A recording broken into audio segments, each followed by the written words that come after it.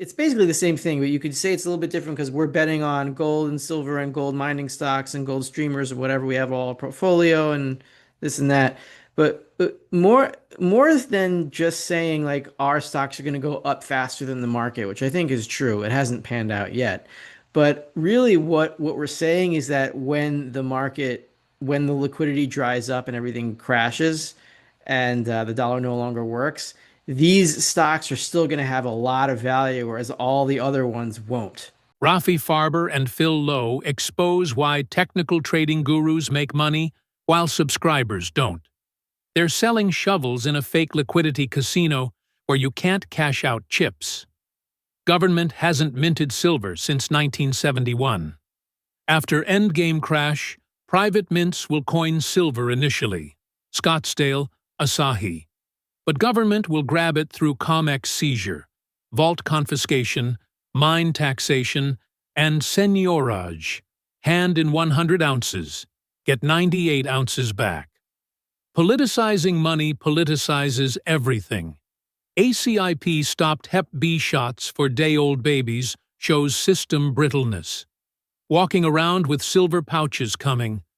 Government shrinks 99%, but takes currency control first. Subscribe to Fine Metals for further updates. The new silver quarter, here's the new silver dime, here's the new nickel and the penny, right? And these may look nothing like constitutional. Once again, there's no requirement that we go back to constitutional. In fact, if I was the government, I would make a new one, so you have to hand in all your old silver, and then we will mint it into the new coinage. And the new coinage will be, so you give us 100 ounces of raw silver, we give you back 98 ounces minted constitutional silver. So that 2% is the seigniorage. That's the tax the government uses to fund all the government operations. And of course, everyone goes and hands in all their silver because they want to do official coinage.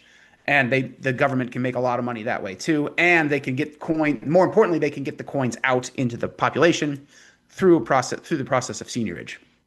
There's less benevolent ways. They can seize the COMEX if the COMEX might have a bunch of silver locked in there and other large private vaults. I doubt they'll go after the small private vaults just because once they grab the large ones, people are probably going to start panicking and start taking their gold and silver out of the small private vaults. So they may not get to the small vaults in time. So they'll probably grab the COMEX if they go through with this. They'll grab the COMEX.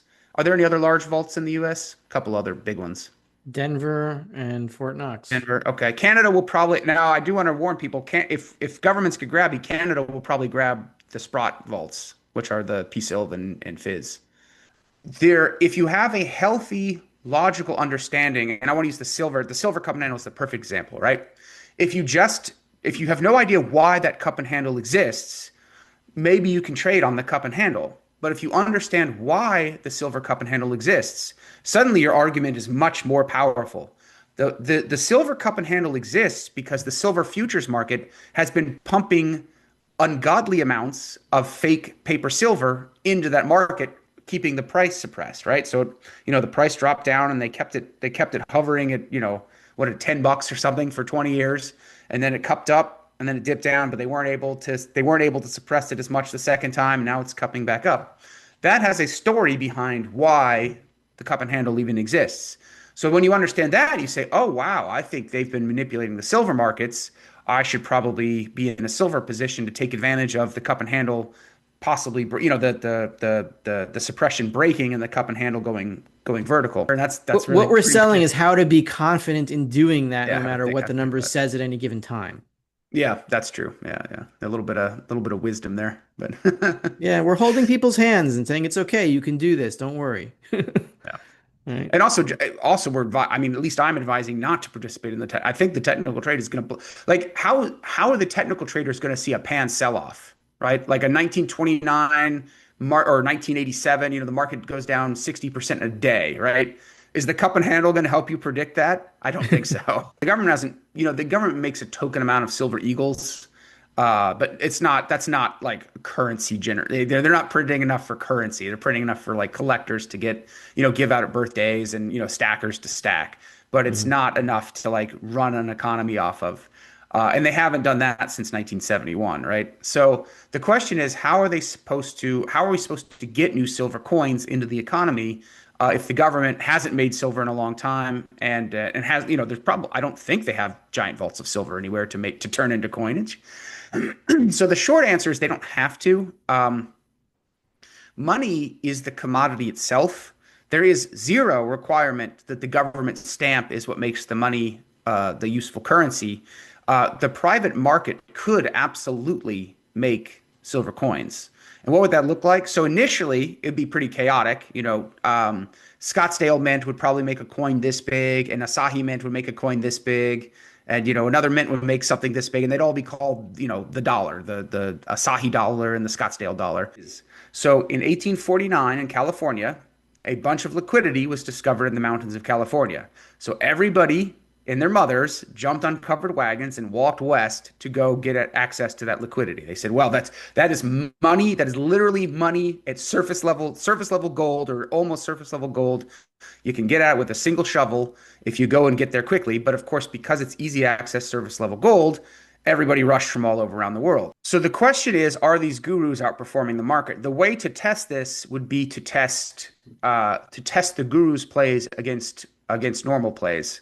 With someone who's not just someone who's trying to dip their toe in by themselves and maybe a random distribution and see how they perform. Because remember, a random distribution of the stock market will still do this because there is so much liquidity jumping into the stock market. So a broad distribution of stocks, you'll get 5-10% returns. So are the technical gurus beating 10%? I doubt they are on average. Think of the liquidity of the modern system. It's not real. This is fake liquidity being generated by the Federal Reserve, and wherever that fake liquidity is being injected is what gets the bubble. And it just so happens to be the stock market. If they were injecting the liquidity into consumer goods, it would be consumer goods that would be spiking up prices. But they obviously don't want to do that because that would end their Ponzi scheme way faster. So the stock market goes up, what's the average on the S&P? Is it 5% a year, 10% a year, something like that? It goes up, at some very high level. And so everyone looks against like gold, it goes up zero, but don't say that. No, I mean in dollar terms, yeah. Yeah. And you finally get it fixed, and you crawl out from under her space, and you're like, that'll be $200, And then you get home and your cousin's like, "Oh, I just made $10,000, day trading on the stock market." And you're just like, "What the hell am I doing here? Like, why am I trying to do this productive work when I could be, just sitting at home, drool as I watch the stock market ticky things." So everyone abandons, and this is a constant sign of high inflationary periods. Happened in hyperinflation in France. Happened in the hyper year, right?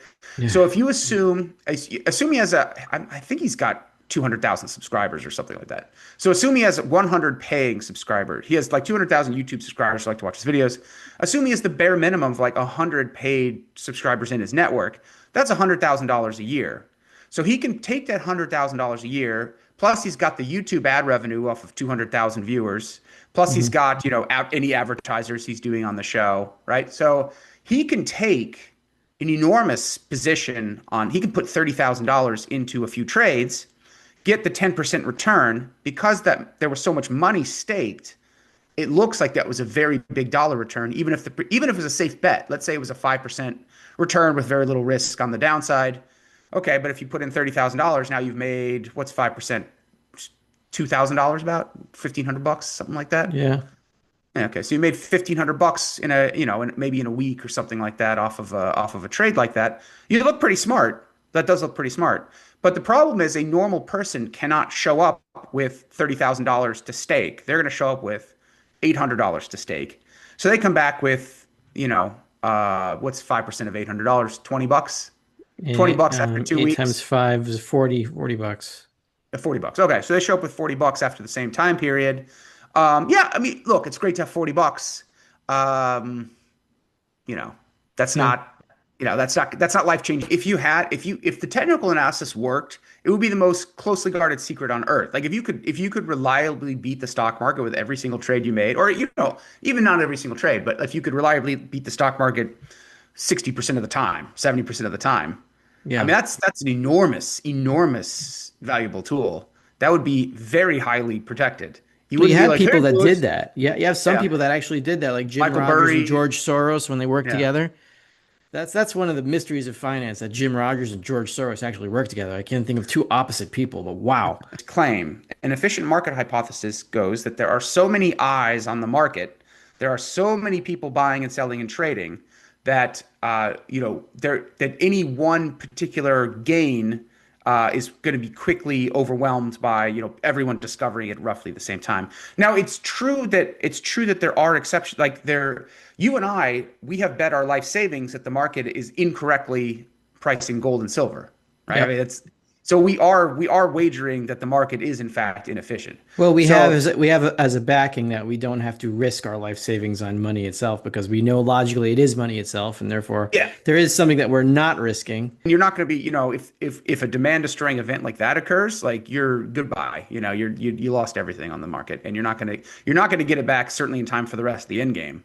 Because Mhm. once they turn on the printers, when they turn the printers back on after a crash like that, that money, that new liquidity is probably going to go into, if we're right, it's going to go straight into consumer goods. People Yep. are going to abandon the markets and go straight into hoarding whatever they can. So you lost your seed capital in the crash because it wasn't real, because it was fake. So that was the money you should have used to buy gold and silver, or that was the dollars you should have used to buy gold and silver. That's gone, and now you're going into the end game without what you thought you had. You there, you often say that in the end game, the government's going to have to shrink by 99% or more in order to stay alive. So if the government's shrinking by 99% or more, then the 1% that's left is going to have to focus on minting a money because otherwise they'll lose everything. Yeah. That's what he thinks going to happen. Yeah, yeah, and I think in the initial aftermath of the crash, we will be using whatever silver's on hand. So silver forks, private rounds, melted down tea sets. It's all good. Like it'll all be good. He made this comment, and this is where it comes to money, that this should not be a political issue.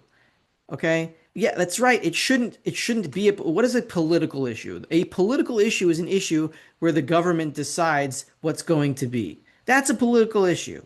So anything that has to do with public works or taxes or the public purse is going to be a political issue. Now, the more stuff you put into the government, the more authority you give them, the more things get political. So the quintessential example that I give from the maximum amount of politics was breathing, right? In 2020 and 2021, breathing became a political issue. Everyone had to wear a mask. I couldn't breathe when wearing a mask. I don't think it was a physical issue, like because when a mask was on my face, it was like they're trying to shut me up. I can't wear this thing. I'm hyperventilating whenever it's on my face. I can't live like this. So I would not put it on. The lowest hanging fruit, the absolute lowest hanging fruit, giving 1 day old babies hepatitis B vaccines.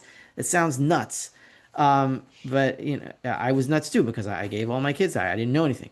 But what if we have this tiny little victory, then we'll start to see how brittle everything else is, which is why they're fighting us. If they give any ground, then people start digging more and they see what other holes there are and they'll attack those next. You'll see. Like it seems like a very small victory, but it's a very big one. We'll see what happens next.